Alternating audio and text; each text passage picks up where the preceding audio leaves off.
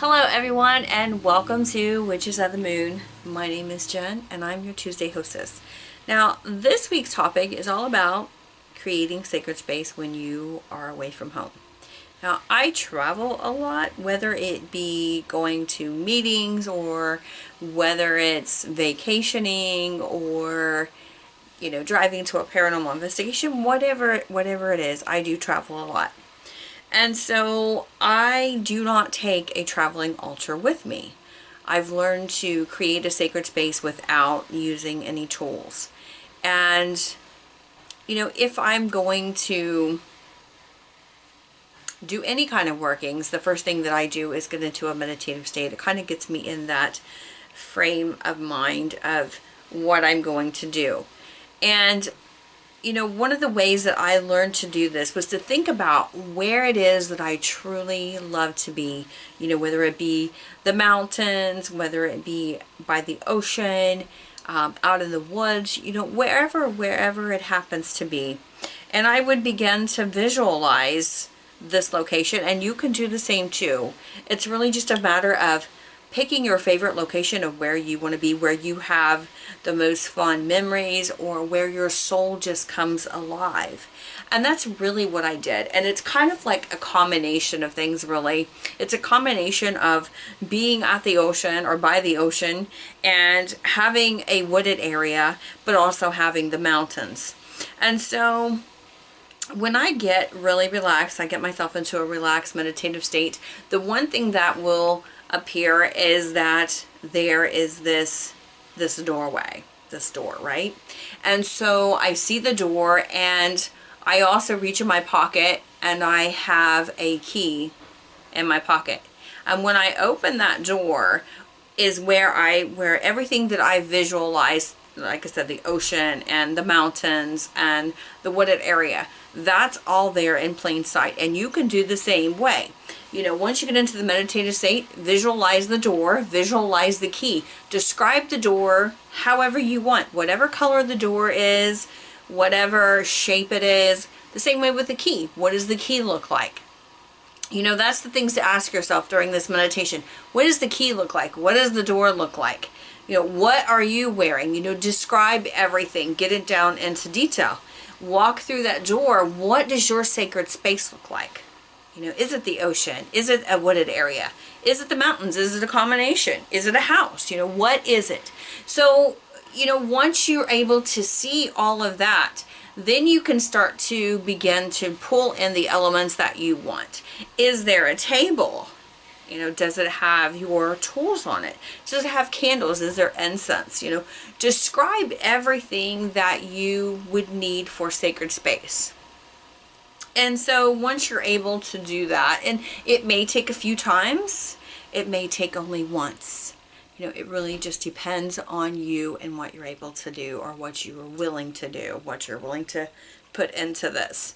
Not everybody can meditate in the same way, and that's cool, because we're all different, and you shouldn't say, somebody shouldn't tell you, well, you have to do it this way or it doesn't work.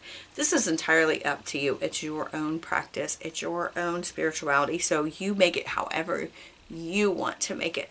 And so, that's basically what I do.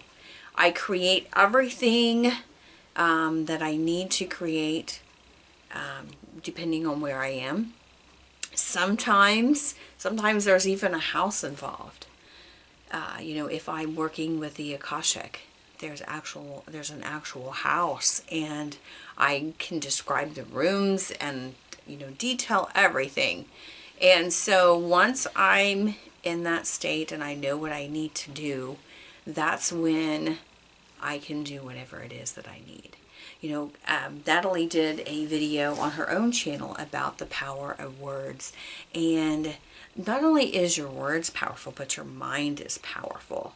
Your mind is what gives those tools power. Your words is what gives a spell power. Now, it doesn't hurt to have, herbs and incense and kind of everything else to set the mood. But really what it comes down to is you are the best tool that you need. You're really the only tool that you need. Your mind, your words, everything has power. Your emotions behind what you're doing has power. So, and once I realized all of that, that's when I realized I didn't need to bring a traveling altar with me. And so, that's kind of how I create sacred space. And even when I'm leaving, here's something else that I'll share with you. Once I'm finished with whatever it is that I'm doing, I will actually, kind of back out and close everything down. Everything will just kind of disappear in that moment. And even the door, it goes away. However, I always have that key. I always have that door. I always have, I've always got my mind with me, right? I mean, some of us are sometimes we have a rough day and we're like, I can't remember this and I can't remember that. But you always will have that sacred space with you, no matter where you're at, no matter what you're doing. You've always got that sacred space. You don't need a traveling altar to do it. You don't need candles, you don't need incense, you don't need anything. You have yourself, and you're able to access that part of you and do whatever it is that you need to do. So, but that's how I like to create sacred space when I'm not at home. I'm sure everyone else will have a different spin on how they connect to or create a sacred space when they're not in their own space. But that's how I like to do things. And it works really well for me. I not only use sacred space when I am doing different workings or spellcraft or whatever I need to be doing, but I also use it, as I said, to connect to the Akashic. I use that to ground and center. I use that when I am connecting with a new guide. I use that for many different purposes, and for each purpose, whatever I happen to be doing, the scenery will change.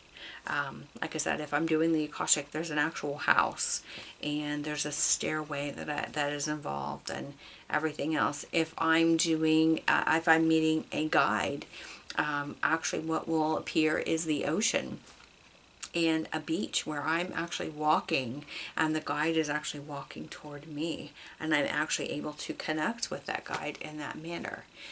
If I'm going to be doing spell work, there is an actual table. There is everything that I could possibly want and need in that moment. And it's my actual words as I'm in that moment that puts that spell to use and to work.